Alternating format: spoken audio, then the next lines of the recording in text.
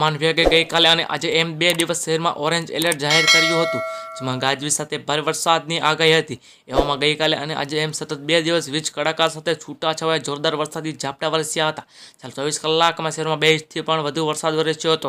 હજુ પણ વિશ્વામિત્રી કાંઠના કેટલાક નીચાણવાળા વિસ્તારમાં હજુ પણ પાણી ઉતર્યા નથી, ત્યાં ગઈકાલે અને આજના વરસાદને લઈને પાણી ભરવામાં લાગ્યા હતા, જોકે પાણીનો નિકાલ થઈ ગયો હતો।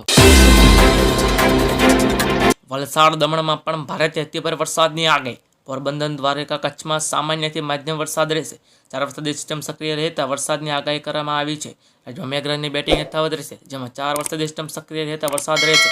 તેમ ભરૂચમાં ભારેથી અતિભારે વરસાદ સાથે રેડ એલર્ટ છે, તેમજ સુરતમાં ભારેથી અતિભારે વરસાદ સાથે રેડ એલર્ટ તથા નવસારી તાપીમાં ભારેથી અતિભારે વરસાદ રહેશે। રાજ્યમાં 4 દિવસ સક્રિય થયેલી સિસ્ટમના લીધે ફરી ધોધમાર વરસાદ પડી રહ્યો છે, સાથે જ નદીઓ ગાંડી તૂર થતાં લોકોની મુશ્કેલી વધી રહી છે। આવામાં હવામાન વિભાગની આજની નવી આગાહી સામે આવી છે। આજે સવારે 10 થી બપોરે 1 વાગ્યા સુધીની આગાહી સામે આવી છે।